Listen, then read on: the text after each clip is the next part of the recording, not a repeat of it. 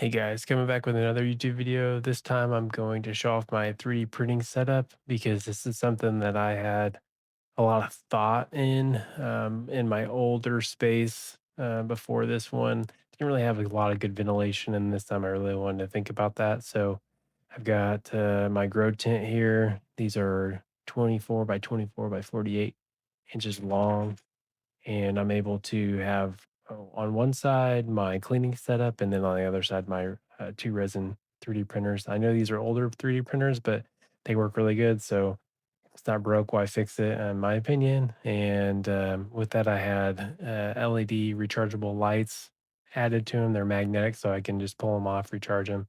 I've got this nice little cart. It's on wheels. I can or casters. I can push it right underneath the table there. The tables are two garage-like workbenches. They're 48 inches long, 24 inches wide, so it fit these grow tents exactly, the size that I needed, and they're tall, so it's again, like a garage workbench, so I can't remember how high you can pull it up, but pretty high enough where I can obviously put that, cart underneath it, and then I have my FDM printer on the other side. My goal is to have another FDM printer so in the comments, if you think of a good multicolor enclosed printer that's not doesn't break the bank too much, put in the comments what you think I should get next. Because I'd like to not replace my Elegoo one that I've got sitting there, but I'd like to get a multicolor one, which I don't have right now. So I appreciate you guys tuning in. Remember to like and subscribe. Thanks.